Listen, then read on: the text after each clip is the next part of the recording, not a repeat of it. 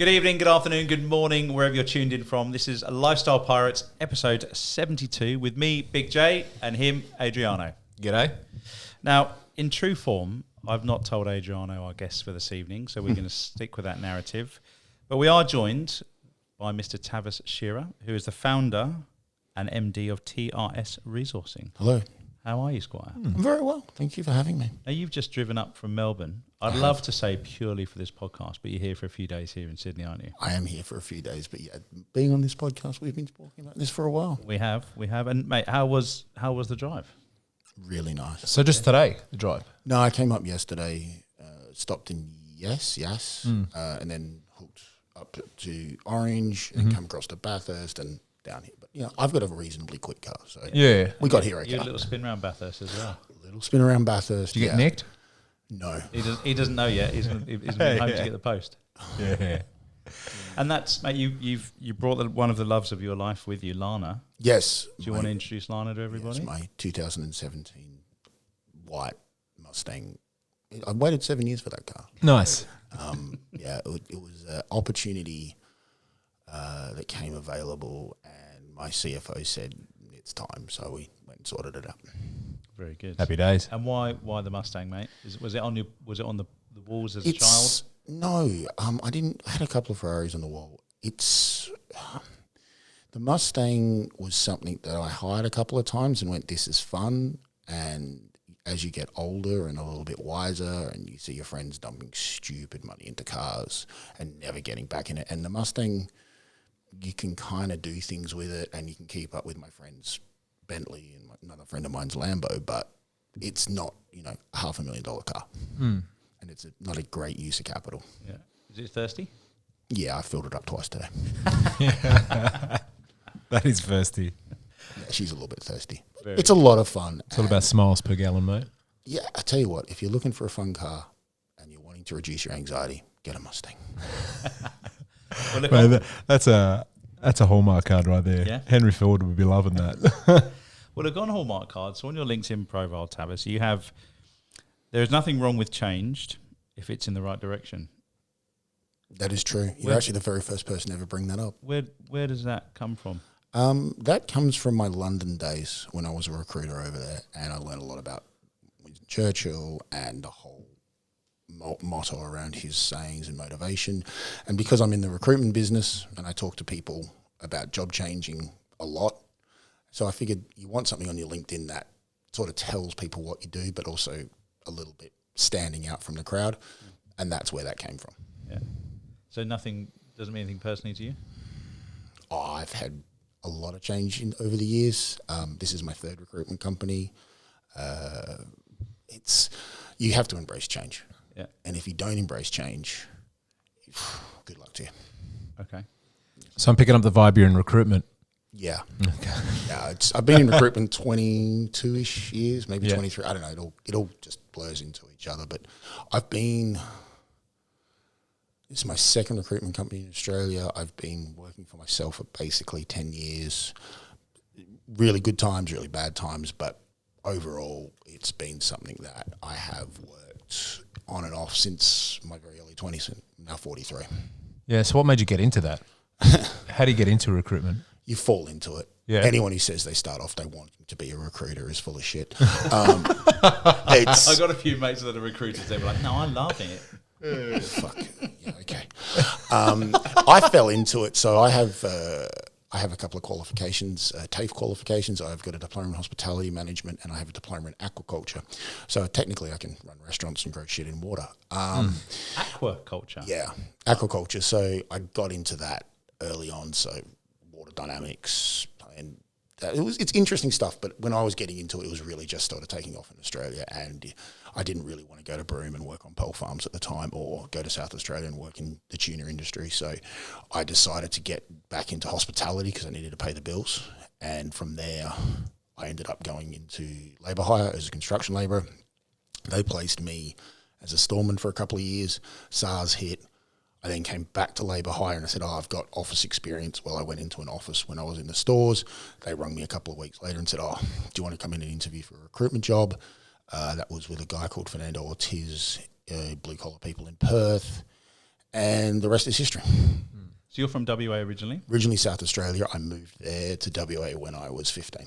Right, okay. And I've been living in Melbourne now full time just over 7 years. So what took you to London? A woman. No. That's fair. Sitting comfortably? Yeah, we're fine. No, my girlfriend at the time decided she wanted to move to London, so she said, you can either follow me or you can stay here. So I said, you know what, I'll follow you. My London career took off the second I was there. I was there, we were there a total of 7 years. Only reason I came back is because I got divorced, as these things do, and they happen. But London recruitment set my entire career up.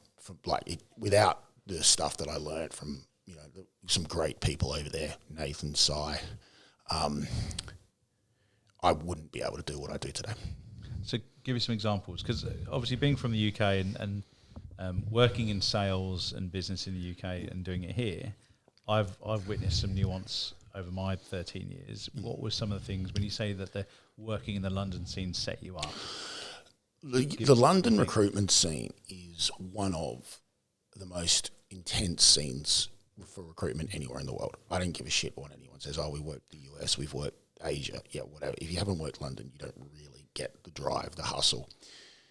You can work hard there for years and not make nothing. And then you can something all comes together. You get the right client, and you're made overnight. So recruitment's been very rewarding to me over the years.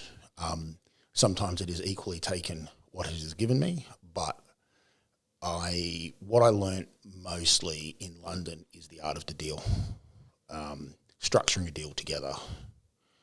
Not to say you can't structure a deal in Australia together, it's just a different mindset and a different way of thinking, and also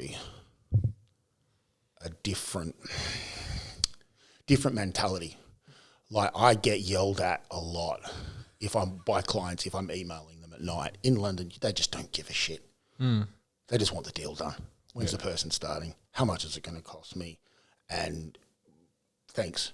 But rarely did I ever get a thanks for the work I did in London. But Sorry, so the differences between the two, working in Australia in comparison to England in recruitment, is the people, process, the industries that you're in, like what's so fundamentally different about it? The Australian industry is a beautiful, beautiful set of conditions. So you get a lot of UK recruiters coming out to Australia and absolutely fucking killing the pig. Yeah.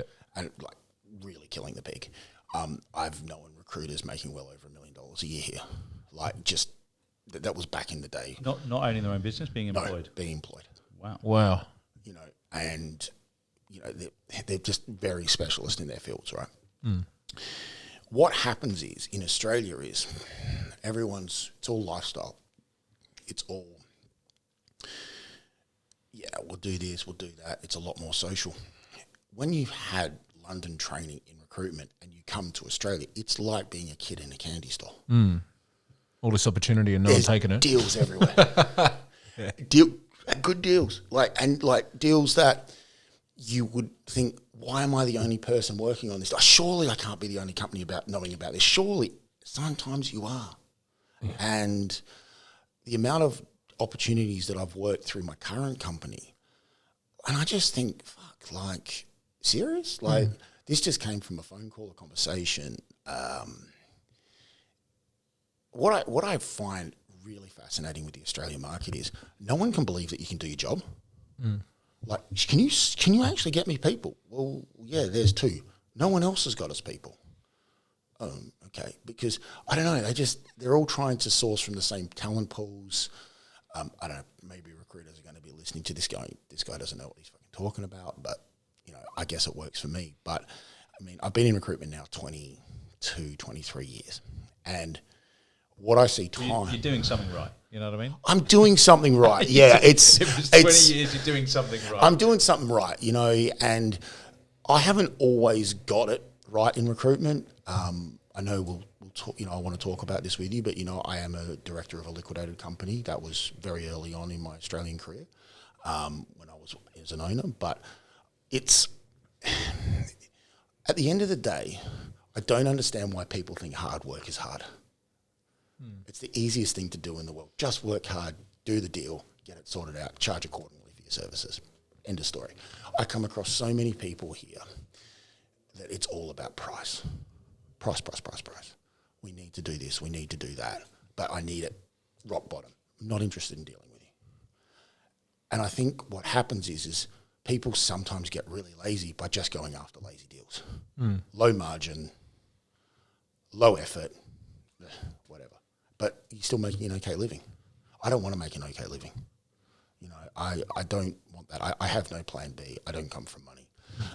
You know, I live in a nice suburb in Melbourne, but at the same time as well, what I love about the recruitment industry is no 2 days are ever the same, and there's always something going on in the industry. You're not waiting on a government budget, or if you work, maybe sometimes you are, but you know, you can pivot. You can find a sector that's recruiting. You can find a deal to be done somewhere. Yeah.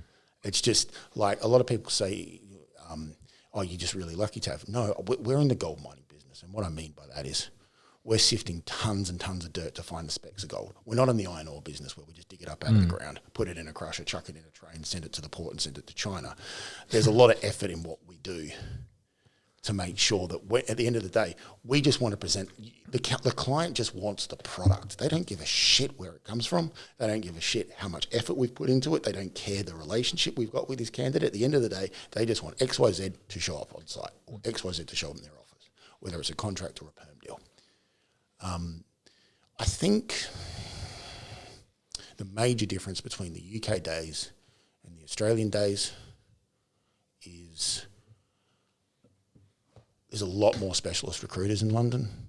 Not saying there's not specialist recruiters in Australia, but it's easier to pivot in Australia. If you're not there, you can move into something else and stuff. I mean, when I first moved back from London, people thought I was British. True, funny story. You have got a bit of a British swagger. Yeah, it's because I'm from Adelaide, so we're classed as more British than Britain. So yeah, I've never had a strong Australian accent to start with, but then, you know, put my 7 years in London, I came back for a job interview. Funny enough, that was my very first company I lost in London, but the guy actually stopped the interview halfway through and said, "Hang on, mate, are you Australian or from the UK? Because I can't sponsor you." I said, "No, I'm Australian. I've just moved back after 7 years." So it was funny. God, I didn't end up working for that company. I don't even think that company's around anymore. But you want to, I mean, I always recommend to people, if you want to get into recruitment and you're not really sure what you want to do out of school, give it a go. I'm not here driving for people to come work for us, but like, it's a really good industry to find out a lot about yourself. And, you know, you don't have to be a lifer like me. There's a lot of life of us around. Like, you know, we sort of argue 15, 20, 30 years. Yeah, okay. But recruitment is, it's hard work, but it's effort for reward. So I want to ask a few questions, and I want to use my industry as an example. But so we work with we work with recruiters, right? Yep. And I work in a technical skills, so automotive industry. Yep. So forgive me if this is naive or something like that. So I don't know if one recruiter can do every industry. If automotive is a specific industry, but say for example recruiters, and you said you don't, your client doesn't care where they come from. So Australia has a skills shortage, Yes. for automotive industry, right? Nobody wants to do the trade at the moment, so we're getting people abroad. Yep. So now that you're focused in Australia, do you get your skills from overseas? Do you look locally first? How does it work on that side of things? Okay, good question. Yes, there are skill shortages across the industry, especially in automotive. I'm assuming you're talking about light vehicle mechanics? Yeah, yeah. This could be. The problem is light vehicle mechanics, certain trade jobs don't pay as well as some jobs in construction. So what's happening? Yeah, 100%. What's happening, and I mean this disrespectfully, a lot of kids are going into construction carpenters because they think they're going to make a shit ton of cash. I can tell you right now, we don't need any more carpenters for a bit. We need more light vehicle mechanics, boiler makers, mechanical fitters, diesel mechanics. Oh my God, with the switch to energy transition, the amount of diesel mechanics we need at the moment is insane. And it's only getting more and more. We've got a client at the moment that's just asked us for diesel mechanics that are prepared to be retrained as EV bus mechanics in a couple of years as they transition their entire fleet from diesel to electric. So where we get our skill set from. Immigration definitely is a big key to it. Being a recruiter, we don't sponsor directly. It's not our model. Not many people do though. Not in the recruitment industry. Recruiters should The risk recruit. that you guys would take on for no reason. It's not even the risk. It's recruiters, and some of my dearest friends are recruiters, and I know I'm gonna get a few texts over this. Is sometimes they want the path of least resistance. So they just want the play. They need the placement. They've got a KPI. They got this to get things sorted out. So the issue is that you go to a recruiter for a light vehicle mechanic. They may not necessarily put the right person there, but at the same time as well, going to a recruitment company is like I've got clients at the moment that will not do their own recruitment, utterly refuse. They don't have their own HR team. The managers recruit. They deal with people like us. We do the vetting for them. Most of their workshop guys are our guys, and then we convert them over to full-time employees. Where we're trying to get more skill set from at the moment is I can see. Funny enough, I was on a SEEK meeting about this 3 or 4 months ago, where you look at a candidate from a completely unrelated industry, but has a skill set that would work well as a light vehicle mechanic, and that's where the AI is really going to start coming in. So you get presented a candidate that on paper doesn't look like a candidate suitable to be a light vehicle. Oh, yes, so you use an AI already to analyse the sort of CVs and everything that comes through? The CV? I don't know what you'd be analysing, but... You'd be surprised what AI is actually doing for us. We're using AI to speak to... AI reads a CV and goes, wait a minute, I wrote this. It's you know what? I was actually talking to my social media and branding manager about this, and AI is getting so good now that it can scan a whole CV. We don't do that because we don't know where the information's going. So we've got data privacy and all this sort of stuff to worry about. We've got a big policy on that. Exactly, as well. but you can that's how good AI is. What we use AI for is to speak to old candidates that we haven't spoken to for a very long time via email. Are you looking for it? Yes, no. And the AI is getting so good where candidates are ringing us and actually asking to speak to the AI chatbot, which is called TED. Yeah. Because they think they're talking to a real recruiter. Yeah. Now, AI, will it ever replace everything? No. But I think what AI is going to be able to do is make everyone's job a little bit more efficient if they want to be more efficient. Well, look, if you look at, we've gone off your question here, but I do.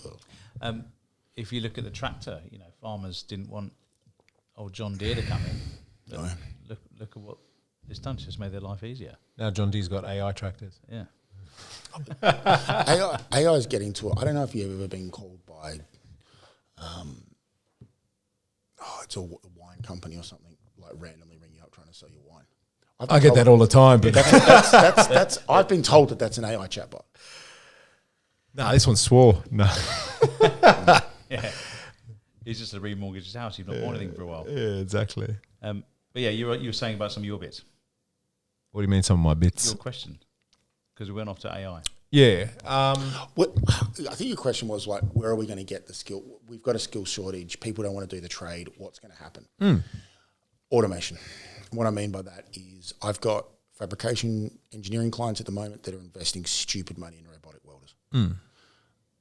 I just think as less people want to do a certain trade, which breaks my heart. I love the automotive trade, and we still work very heavily in it to this day with my company. I just see more and more equipment, cars being built to be serviced by some sort of electrification. Yeah, exactly. Electrification, since it's come on, they lack the reason to service. To be honest, EV engines or motors, don't need any servicing. The only thing that you really need to replace is just tires and brakes, which anyone can do that. Yeah, but I also think that my industry is a little bit more niche in comparison to like your normal passenger vehicle, because we do classics, race cars, and a different type of horse, a prancing one. So the need for that sort of stuff is always going to be hands on is big. People pay extra for little Giacomo to tune your carburetors and stuff like that on your absolutely. couple $1 million Ferrari. But then to both of your points, if no one's learning that, what will happen? So good point, to be honest. So we train in house. So there's a few of us old geezers that know how to do that old stuff. So we've trained everyone in house to be able to do that stuff. Yeah. I love how you say old geezers. You've not even got a 4 yet, mate. Yeah, well, I started in the automotive industry when I was 11, mate. So I've done a bigger tenure than most people. You have. And yeah, so tuning carburetors and stuff like that, overhauling, zinc plating. Like we also now do CAD design and 3D printing and everything else like that, because the fabrication or foundry work and stuff for old cars you can't get anymore. So we've had to just learn all of that ourselves. Reverse engineer it. Yeah, and all of the old sort of guys that we used to reach out to for electroplating to do chroming and stuff like that, we can't use those. They don't exist. They've either retired, they've finished, and they've never sort of trained anyone else on. Yeah. So we've learnt that stuff in-house as well. Yeah. So we're in the process of moving into a big development centre where we're going to start promoting all of the old sort of arts that are no longer done anymore. And then we'll hopefully start a training centre as well. Oh. So going back to your story then, Tavis, so and to the I guess the kind of general public. So blue collar is what is blue collar? In this field that I work in, blue collar, we call it. My company calls it technical blue collar, technical recruitment. Is we mainly specialise in fabricators, boilermakers, mechanical fitters, diesel mechanics, light vehicle mechanics. Really hard to get trades, like the stuff that's always in demand. I used to be a construction recruiter. I don't do construction anymore. It's just not where I wanted to grow my brand into. What I like about the sort of stuff that we do, it's industries that are always in demand. Yep. We didn't really, at the start of COVID, we saw a 94% drop in business. That was back in 6 weeks. Wow. And then we just didn't lose a bit because we're always supplying key industries. So you must be heavily reliant then on industry. Yeah. In terms of what we're exporting and what we're manufacturing here. Yeah. So what I really like to focus in on is sovereign capacity within defence. That's huge. That's only getting bigger and bigger. Waste and recycling, commercial fuel tankers, steel fabrication, transport trailer equipment, stuff that is always in demand. Yeah. A lot of my clients' wait list is 2 years for a trailer. So you're looking like a lot of Boilermakers and stuff like that? Yeah. Yeah, a lot of Boilermakers. There's got to be a skill shortage for those guys. Yeah, and there's even a bigger issue going on at the moment. As the baby boomers are retiring, the new apprentices are not starting at the same rate. Yeah. So the labour pool's getting smaller and smaller. Yes, we've got immigration, and I love employing guys. Overseas tickets, don't have an issue with it in certain sectors. Obviously, Sparkies and things is a bit of a problem. But this is why I see it as an industry that there is a skill shortage, and inevitably something is going to. Yeah. We can't be pushing sovereign capacity in Australia and expecting everyone just to start a new trade. So what happens? We turn into a country of assemblers. Because it already feels like it's getting close to that, right? It is close. I've got good friends who are Boilermakers, fitter turners, machinists, fabricators, very hands-on sort of mates. That sounded funny. And they're telling me that, one, they're not getting anyone else through the door. There's no apprentices coming through. And the ones that do come through, they last, not even 6 months. Correct. And they give it up. The ones that do stick on, they're good first years, but horrible tradesmen. Yep. So, they're good at clanging stuff, but they'll never be a proper tradesman. So they're really scared for what's happening to the industry, right? So it comes to a point where we can't get anyone locally. It looks like people from overseas as well, unless you get people from, countries like, I know there's a lot of trades, but they're unrecognised trades in sort of Bangladesh and stuff like that. They have the skills, but they don't have the qualifications. What happens when we can't get anyone else? You say we're going to become a country of assemblers, but I don't. What I meant by the that industry's still there. The industry's still there, and the demand is still there. But the way that we service that industry has to change because we just don't have the people. Well, then that means it'll be astronomically expensive. Correct. And then not sustainable. Correct. Sorry to be the bearer of bad news. No, But I'm just trying to justify how much I can charge people tomorrow. That's all. I double it and just keep going until it gets really, really, really. I don't. But I've got. It's just quite. That's. I would love to say yes. There's the magic formula. There's the magic equation. Just go talk to that guy. Yeah, he can sort it out. The biggest thing I have seen. So normally with our clients, we re-quote them once a year. Always into the financial year. New insurance certificates are coming in. The rates. You know what you're going to charge. You can work it from there. I'm now doing it every 6 months. Yeah. Because the base wages are stupidly going up. And and they're rightly justified to charge more. And I totally get that. Supply and demand. It's supply and demand. I'm just thinking of the guys that I've known that retired in the last few years. God, I'd love them still on the books. They would have so much work, but when they've got enough, they've got enough. Yeah. They go, Tav, I'll give you another 6 months, but I'm done. But it's good to see when we're getting apprentices through, and we have apprentice program ourselves where we help a couple of clients to get their apprentices. But as I said, we're getting 6, we're getting 10 there, and maybe there's 2 at the end of the year. Yeah, absolutely. And it's not, even that's not sustainable, because how much effort, how much resource to a resource that then just walks out the door. Okay, if that person stays in the industry but just goes work for someone else, that's not the end of the world. But if they go and totally retrain to something else, you go, oh man, that's so where I think the key is in this skill shortage, and I've thought this for a while, is we just have our own training centres. And not a bad shout. My mum is a reasonable, she's now retired 3-4 years, 30-year TAFE lecturer in childcare. TAFE's still ringing her to this day to ask her stuff that they should have in-house. It's the IP has just walked out the door. And they're still using because they don't. So I think in-house training is the way forward. And I think that's where AI can come in. I think this is where to rely on the government, and or TAFE or uni or a training institute to train your people. For small companies, absolutely, that's what we need to do. But if you're a specialist, in the automotive, you kind of need to have that in-house. But understand that out of 20 guys, you may have 1, 2, 3 left. Massive amount of resource there. It is for such a little turnout. Exactly, it is heartbreaking. It's expensive, but I don't know any other way. No, I don't think there is any other way. I mean, as I said, not unless someone on famous makes mechanics cool again, like Drive to Survive. Everyone wants to be a Formula 1 driver now. That's true, mate. You need something like that to make it cool again, and then everyone wants to do it again. Yeah, society's stupid. I guess Flashdance didn't really have. No. That got me into Lycra for sure. Yeah, was it Lycra? Yeah. Mate of mine owns an insurance broker's business. He's the same thing, man. He needs brokers. He'll train. They'll make very good money, and I mean very, very good money. No one wants to do it. Too hard. So you said you've been running your own shop for 10 years. Yep.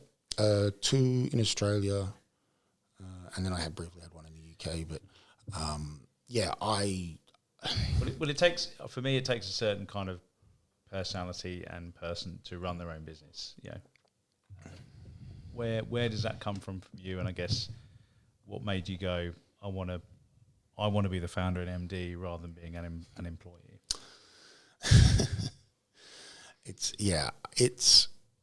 I totally agree with you.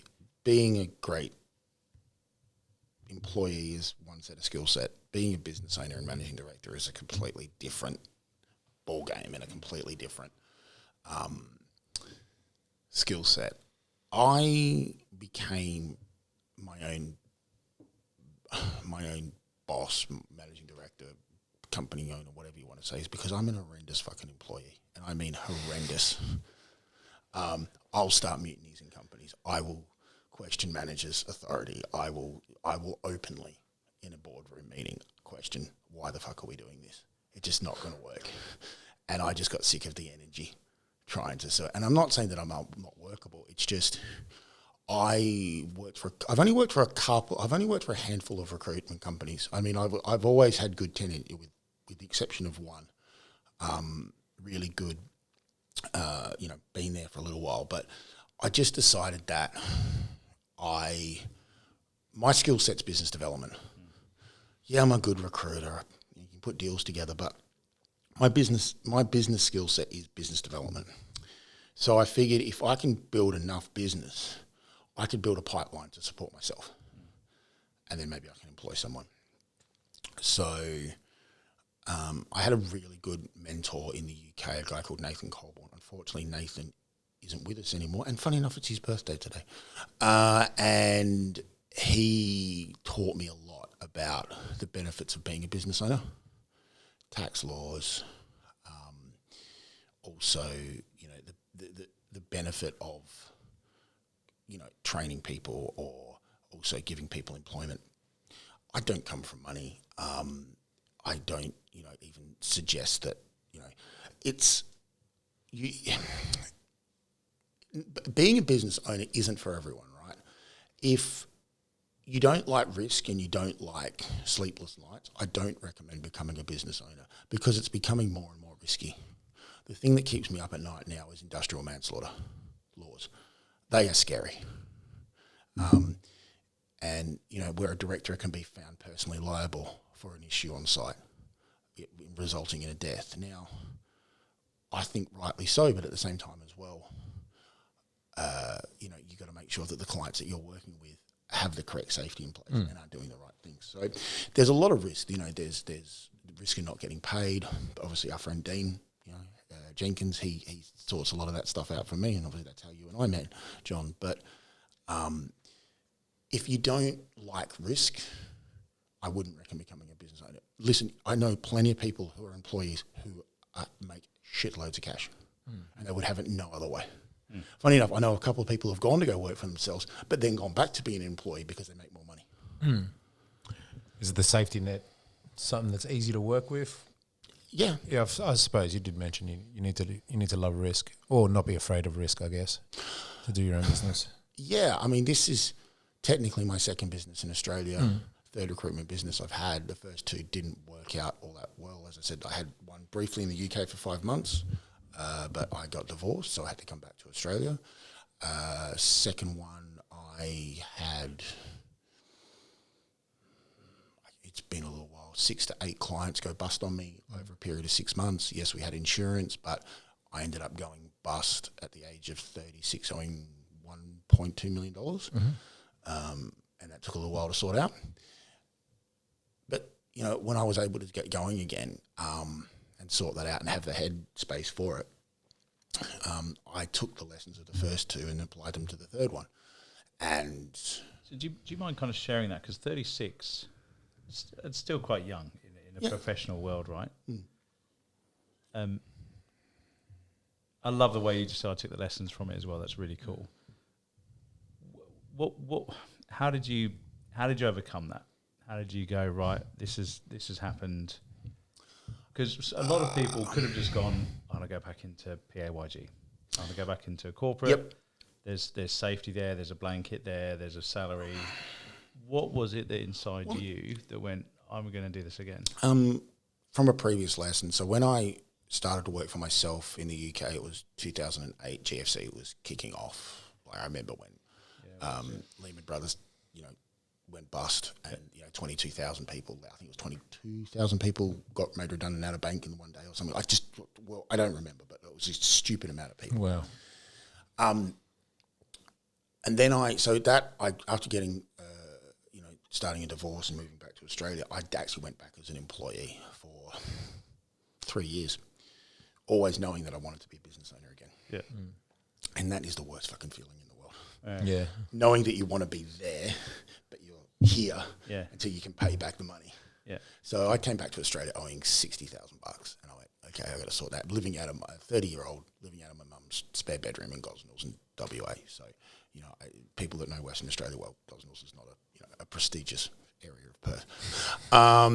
And so, I remembered that. So when my second company went basically straight into liquidation, and that took a little while to sort out, I knew I wanted to get back to it quickly as possible and allowed to. But that did take a little while to sort out. But it's when you know what your purpose is and what you want to do. And I honestly believe my purpose is to build companies and to give people employment. That's honestly what I feel like I'm on this planet to do. Yeah, yes, I drive my Mustang and do other things and stuff like that as well. But we have some good wine. We do have some very good wine. Have very good conversations, great steaks. And have some great friends, mutual friends between me and John. And like, I guess I got really clear on my purpose. And I don't come from money. I don't really speak to my father. I don't have a structure of a normal household. So I only have kind of me. So no plan B. So coming back to me being a horrendous employee, the only thing I could really do was run companies. People ask me, would you sell TRS resourcing? And the answer is no, because no one had ever given me enough money for it. But even if they did give me the money I want for it, I don't think I'd hang around very long because I would go back to being an employee, and that's not what I would do. I'd probably go start something completely different. I mean, our mutual friend Adrian has just bought a car yard because he can't stay out of it.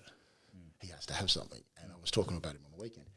And like, what you need to do and what makes you happy, and there's nothing worse than doing something that you fundamentally know inside you're not meant to be doing, because I'm all for reincarnation. I love the idea of getting another shot at life. But until someone can give me some factual facts on it, I believe this is our only shot at life. And so I go a lot with my gut.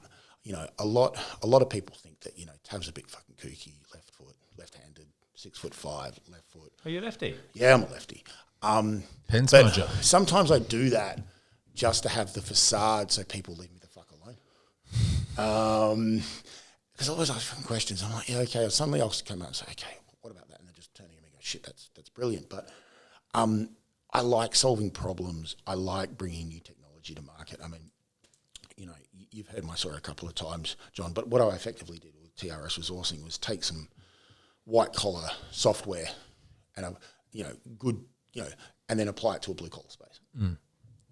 And that's kind of what, was the key to TRS resourcing, and to make us look massive online when it was just me on one desk out of my apartment in Carlton. And I didn't even have an office for the first 3 years. I used to meet all my candidates at a local coffee shop. Yeah. And they thought it was great. And I knew it was just me. And then every Thursday I would run the contractor payroll. Just me. Then my accountant left her accounting firm, went travelling, and then asked me for a job. And she came in. And then I knew my social media manager and already, so she came on board. Well, actually, she came first, then Rachel. Then I got in another recruiter that I knew. And then, it's funny when you're on purpose in life, how things just start happening randomly. Like, you start constructing deals and people start offering you help, or you get a client that you never thought you were going to get early on, or something will happen. So that's kind of why I build businesses, because I like creating. I really like bringing on new talent, trying to fill staffing shortages, but I think it's a never-ending battle of that. And also, I don't mind the freedom that comes from being your own captain of your own ship in a work sense. Personal, yeah, I'm working on that, but it's... I don't know. What am I, 44 in Feb? So I just think there's a lot of peace that comes from knowing your purpose in life. But some people Absolutely. A lot of people don't know their fucking purpose until later in life or earlier in life. And people that find out what they want to do in their 20s, fucking hallelujah. I am so envious of you guys. To be honest, I think most people don't find that out. No. I don't know what my purpose is. I don't Come know on. if there is a purpose. I don't know. Maybe I'm not that... Yeah, but everyone's wired. maybe I'm not that deep. Well, maybe that's... But do you? Yeah. What's your purpose, John? What's my purpose? I think it's where Tavis and I are quite aligned. We actually just like helping people. Yeah, you do. We like helping people. Yeah. And so that's... But we get taken advantage of, though. Yeah, but then... Most people that like to help do, I guess. Yeah. But that's a learning. You go on that journey yourself personally in terms of, well, because you never let yourself get taken advantage of too many times. No, God no. But then you find out, over that period of time. But that's just part of the journey. I mean, people get taken advantage of in the office, as an employee, let alone as a business owner. So that's just going to happen anyway. That's why you just surround yourself with good people that share similar values.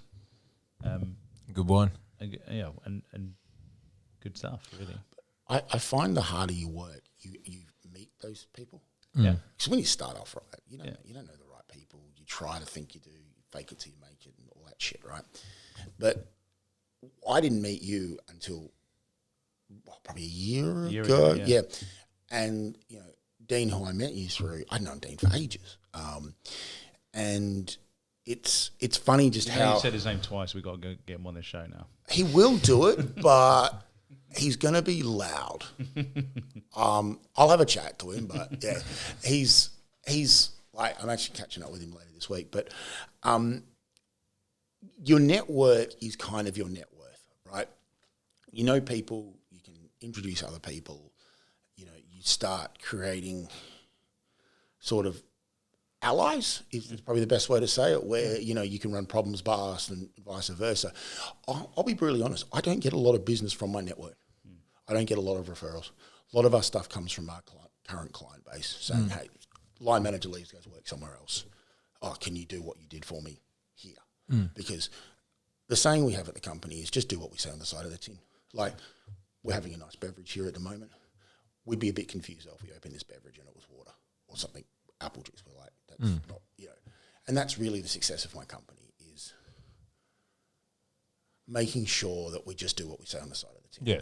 And Well, it's funny because I was reading your website actually, and you've got a bit there saying, what do clients say about Tavis? I don't know if you actually know this. I don't know how often you look at your own website. It's actually brand new. It's only a couple of weeks old. Oh, really? Yeah. Nice mugshot. Nice mugshot. You can't even see the bars in the background. That is true. I'm not going back to jail. But it says why clients like to work with Tavis: self-made man, professional yet highly personable. Yeah, I try to be. Firm believer in accountability and responsibility. Nice. Yeah. An attentive listener and easy to deal with. I do listen. I do like people to be heard. I found one of the key to running a company is making sure everyone is heard. You don't have to agree with them. Just make sure they're heard, and make sure that their point of view is taken into consideration. And also, the other thing I've learned is you don't have to make all the fucking decisions. If someone wants to make a decision and it's within the parameters of the company, just fucking let them do it. Give them the power. Yeah, I mean, prime example, we dealing with contractors, there's always a problem with the timesheet or something like that. And I just let the recruiters, if it's a small issue, just get it sorted out. Don't be bringing a $200 problem to me. Like, just get it sorted out. If we need approval on something, come talk to me. But I find empowering people to do their job and then just stepping back and making sure that they work within their parameters is the best way. And I guess it's taken me a long time to listen to that. So yeah, I know I put that together, and I was working with Claire, my social media manager, on that. But yeah, I guess at the end of the day, life is already complicated enough as it is. So we don't really need to overcomplicate things. Yeah. But that's why when your line managers move on, they want to use you because of those traits. And that's actually a good thing. There's a message out there for people that do get into business or do start their own thing, is if you have your purpose, your values will align with that purpose. And therefore, as long as you carry on with that, you're going to be okay, because that's your brand, right? That's your personal business card forever. Yeah. By the way, those traits I didn't know I had until 2 seconds ago when I told you. No, I will. Yeah, absolutely. Fucking shit, man. AI does such a good job on copy. Jesus. I guess when I was going through my liquidation, and it was some tough times. Like, there was some tough questions. What happened? And these things don't they don't button up overnight. So people listening and watching, they might not know what a liquidation is. Do you want to give an executive summary on that? I'll give you executive summary. It's basically your company routines up so many debts that you hand the keys over to someone else to either pick apart what happened, because us as a managing director, we have a responsibility to the ATO and our employees. In my case, my the employees that working for my previous firm didn't lose anything. Got everything paid out. That was all good. And we all start companies and we all get a big book of duties and disclosures as a company director, and no one ever reads it. You just sign it. Maybe people do. I don't know. I didn't read my first one. I'll be brutally honest with you. Second one? Definitely. Yeah. Got the highlights. Yeah. Okay. I just want to clarify this. Is that where that's said? Oh man, but there's a lot of people. Us managing directors are basically responsible to ASIC. Okay, and at the end of the day, we all have a responsibility to run a company in an ethical manner. And when I went through my liquidation, I learned that doing deals was great, but doing deals with companies that had no financial means to pay my bills was fucking stupid, because at the end of the day, I have responsibilities that I need to maintain. And yeah, you've got safe harbour laws and you've got all that sort of stuff as well. But at the same time as well, mine wasn't, a couple of buck liquidation. I went bust owing 1.2 million. Secured creditors got paid out, and it took best part of 4 years to sort out. And through that time, there's nothing worse than having someone over your shoulder just asking you questions randomly every few months. What happened here? What happened there? And then something, you don't hear something for a couple of years. And then something, we're now coming around to your file again. Can we have a chat about stuff or this or that, or go from there? And it was a very humbling experience. First company, in your 30s, the worst thing I could have done is be successful in the first 2 years. Oh my God. Oh my God. It was a good 2 years. It was a good 2 years. Third year, that's when things really started to come off the rails, and I just kept thinking that it would come good. I guess now with the team that I have around me, and the managing director is a team sport. It's not an I. It's not an individual sport. It's an I. It's not an I. It's a team. And it comes back to your net worth is your network. And no, you're fine. And the biggest thing I learned was you may be the best business developer in the world and bring in all these deals, but if you don't know back office, or you don't want to know back office, or you don't care about back office, and you just go, I'm just going to go do my thing, and I've got people for that. But you don't listen to what those people are telling you, and then suddenly there's no money in the bank, and you've got all this due, and your backers are asking questions. That's really fucking sobering. So the biggest thing I learned with my liquidation, humility. Yeah, but you had to. Man, I ate a lot of fucking humble pie over those years. Yeah. I wasn't seen for years. I was literally, building TRS, basically day or night from my apartment. Just wasn't seen. Yeah.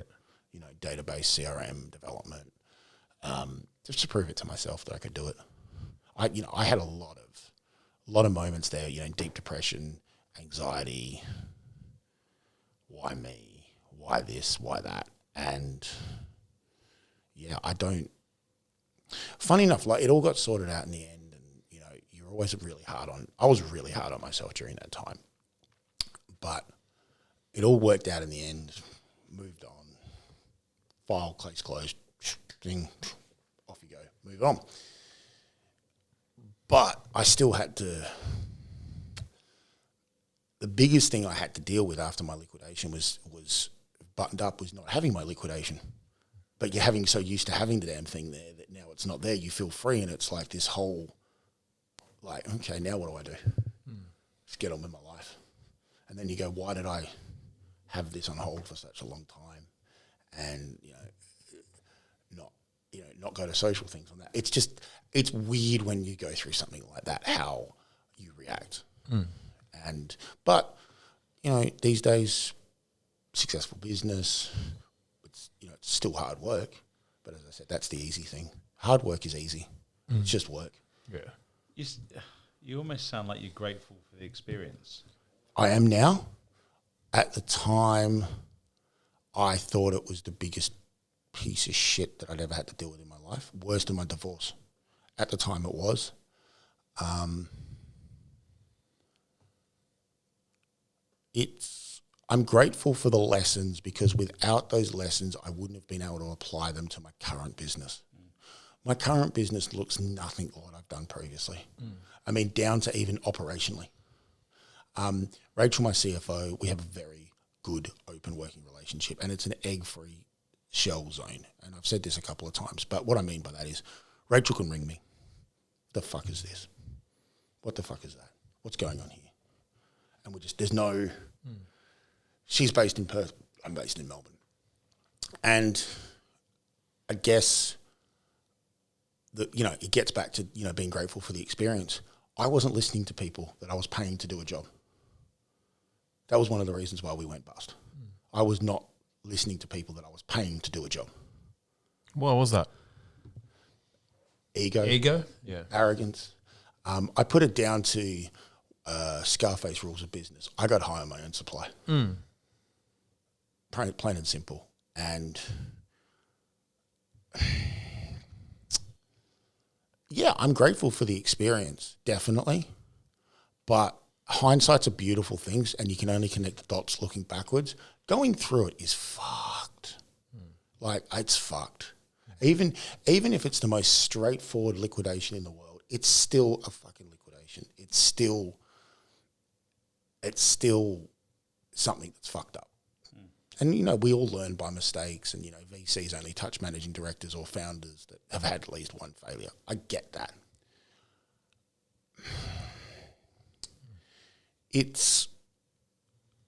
I would love to say learn from everyone else's mistakes and just apply the lessons to your own life. But the problem with that thinking is, what's the lesson you're applying? Like, is it relative? Is it possible? I mean, I'm dyslexic, so sometimes I have the idea of what I want to say, and then I'll use my hands to sort of fill in the blanks. But you must be Italian in there somewhere as well. Probably. Fuck, I speak like that. Fuck, I just, fuck. Sometimes I'll go, that thing, and I'll draw it on the whiteboard. This is what I fuck. Oh yeah, okay, that's what we fucking want to do. Right, okay, do that.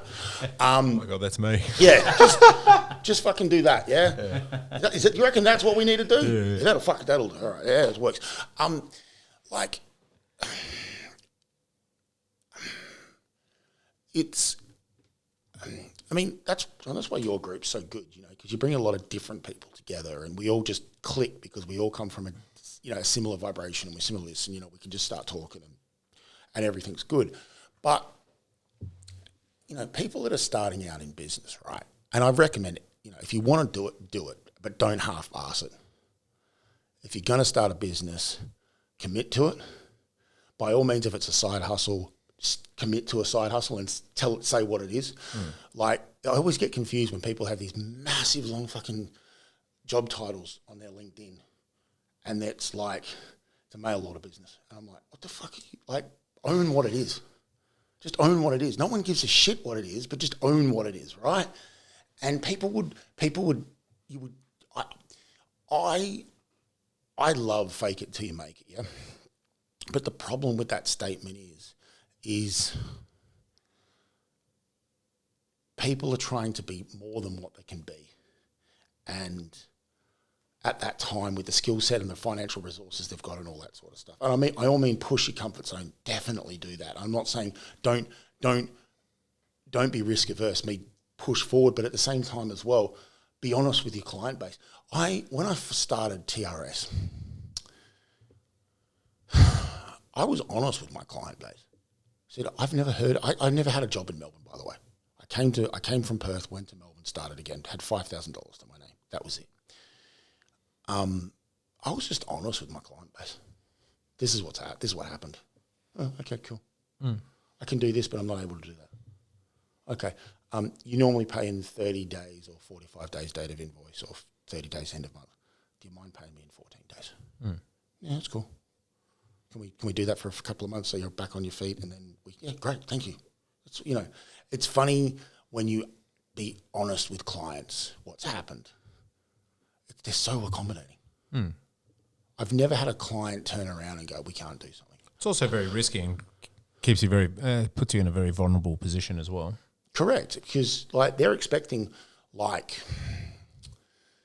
there's risk to everything, right? There's risk to me finishing this podcast, leaving here, jumping in my Mustang and driving to my hotel. There's risk in that.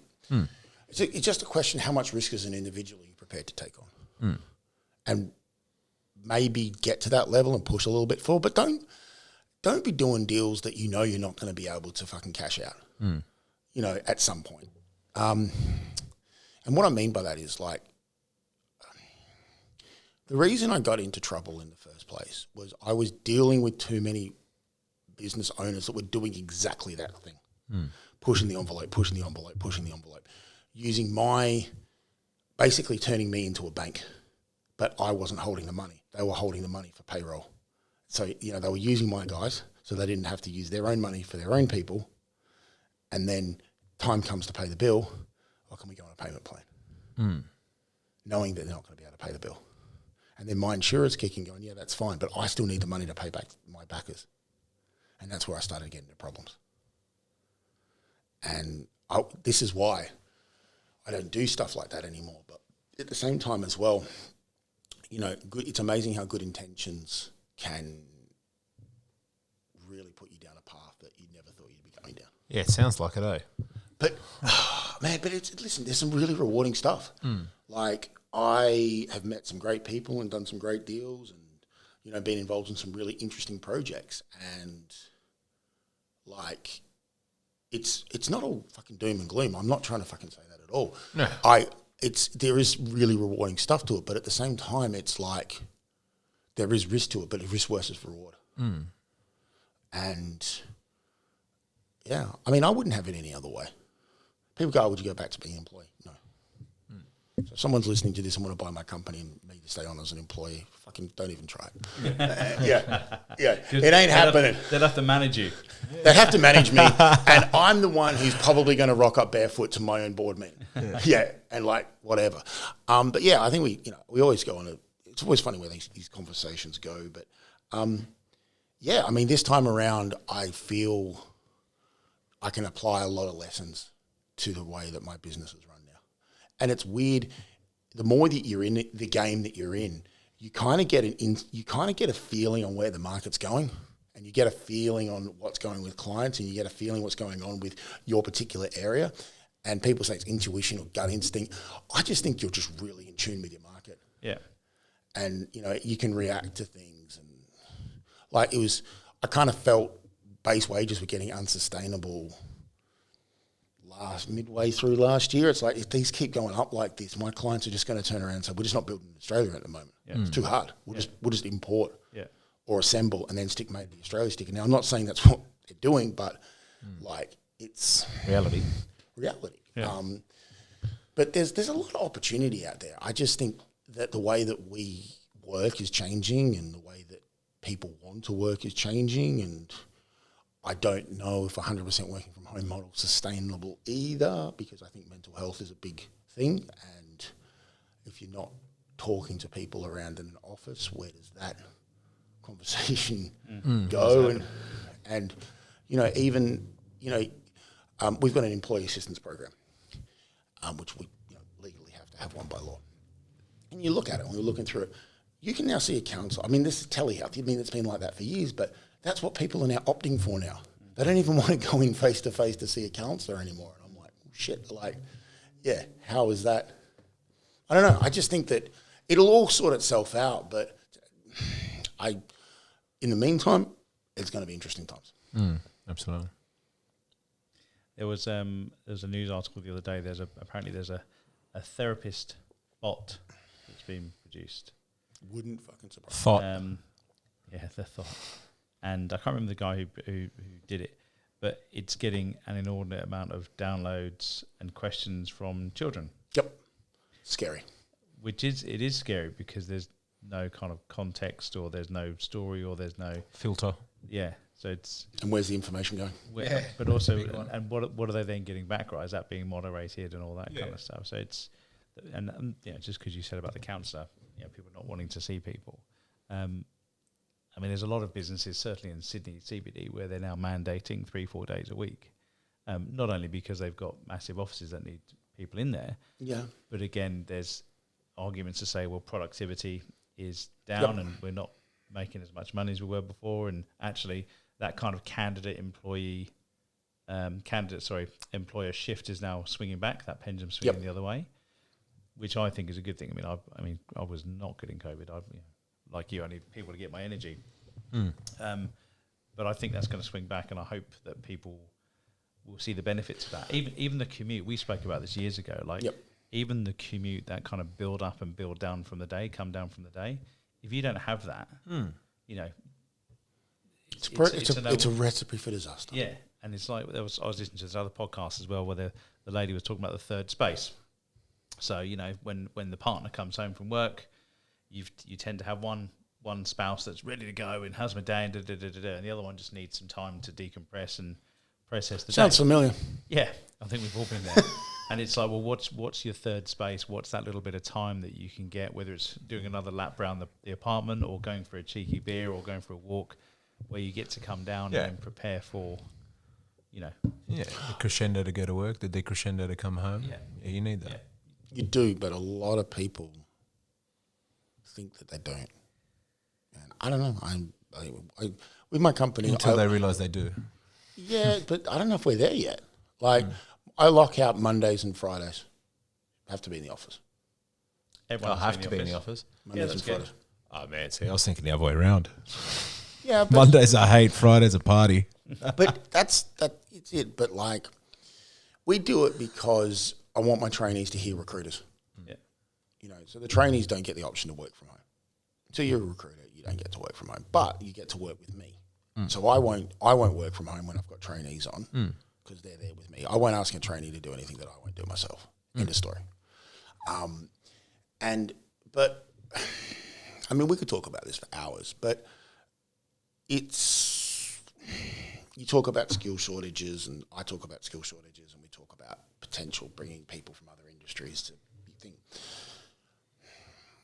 I also think if people came to the office more, they'd talk more about these problems, and we have better solutions to what we currently have at the moment. Because people just want to work from home. Great, okay, you can work from home, but are you using the best point of your time? Now, my business is I pay okay base salaries, but majority of my stuff's commission. So, and we pay very well commission. I don't care what anyone says, but we pay well, and I have recruiters that are on some serious money, and that's because they come to work and they do their job and they do what we need to do and they go home and that's it. But they really enjoy that. You get a thing as well, especially as a team, of the learning through osmosis. So not only about problem solving, but just different ways of doing it. Especially when you're training a team, I always used to remember you'd give them the original pitch or the script that you have, right?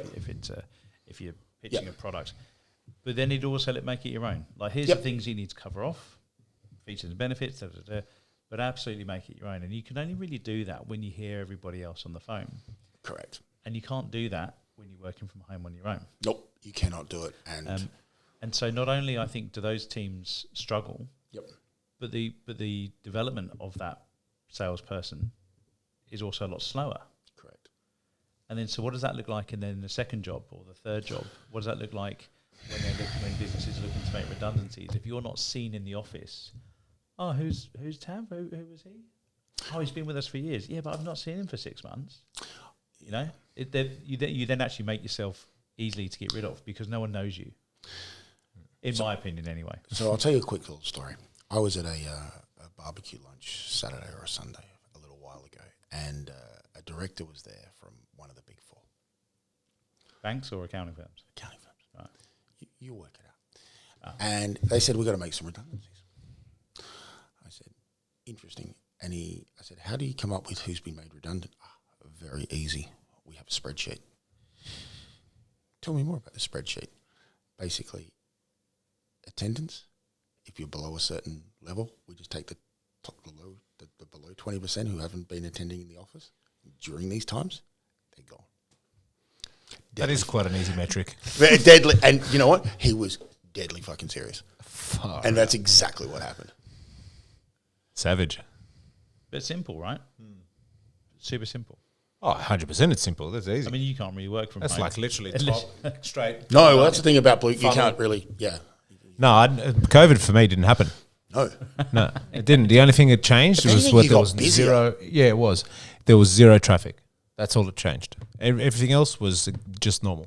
And we weren't actually customer facing, so everything had to be behind a roller door. So they had to drop off the car, leave the key somewhere. We had to go out in fucking hazmat suits, wipe down the keys, disinfect the car, then jump in, then open the roller door, drive the car in, close the roller door. Did you really do that? Yeah, Really? 100%. Okay. Yeah, I believe you. every single man. We only do like 6 cars a day. I was about to say, it's like- So we did that for every single car. And yeah, it was great. Music was on full blast. No one gave You didn't have to speak to people. You loved it. But we went down to a skeleton staff. Some of the guys had to, so they're in the LGAs that were affected, so they couldn't come into work. But for me, mate, it didn't exist. So when people say, "Oh my god, I got to stay home and play video games," and I'm like, man, get fucked. Are you serious? Like, I still had to go to work. You know? Yeah, I went to work. I'm an emergency service, mate. Yeah. Was it also emergency you- service? you're also- No, I'm not emergency service. Yeah, I'm emergency service, mate. I work on cars. Yeah, you were- Ferraris, albeit, but you know, And you're a gamer, so you were just annoyed you didn't get to do that. 100%. No, but not only that, making music. Like there was a lot of stuff I could have done at home. You know, I couldn't do any of that stuff. I had to go to work. Oh, you fucking bludgers. Oh, it's fucked, man. I fucking. But what a weird fucking time that was. Oh man, it was. Yeah, I might have got it a little bit different than down in Victoria, but yeah, we. Yeah. Old mate, Dan. We just met. Let's not have an argument. But yeah, I think COVID changed a lot of things, but at the same time as well, it's now getting to a point where working from home is what we are is irrelevant. I think. I mean, I'm probably not going to make any friends by saying that, but at the same time as well, are you really that efficient working from home? Yeah. The only thing I'm efficient at working at home is answering emails. That's it. You can get ChatGPT to do that for you now. Yeah. They've been trying to bring it in, but You can always do what I do, mate. Just select all and delete. If it's important, I'll send it again. that's true. But see, I've got a short memory and I forget if I deleted it. Irrelevant. Yeah, it's true. I'll send it a third time. Then a third time, like, fuck, you do it, just call me. Yeah. Like, Yeah. So what does 2024 look like for you? So we've spoken a little bit about normality of more salaries. training, more money salaries, more training. I run our training program, so I'll be doing at least another 2 trainees this year, maybe 3. We keep coming up with this Sydney office, and it keeps getting pushed back and pushed back and pushed back. So that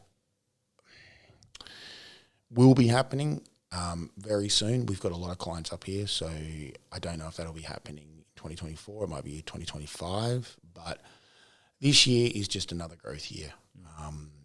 Really just want to... We've invested a lot in IT, infrastructure, office, building blocks. It's... People go, oh, I'm just happy with what I have. Yeah, great. But if a company's not growing, it's dying. And you don't want it to die. And because that's just become irrelevant. So this year is just another year of the same, of just training people and, servicing more clients and, just building the brand. Nice. Excellent. Well, mate, thank you for coming on and sharing your story. You're welcome. No doubt, I think this is going to be a few talking points, and you might get a few people wanting to have a catch up. How do they connect with you? What's your best? LinkedIn's probably the best one for me. LinkedIn? Tavis Shearer, I'm the only one there. There's a few Tavises on LinkedIn. We've also got our own Facebook group page, but LinkedIn's probably the best one. You can drop me an email via my website, but if you just Google me, you'll find me pretty quick. All right, awesome. Well, mate, thank you for coming on and sharing your story. Wish you the best. And Thank you. Look forward to having a go at Lana and a few wines. Done.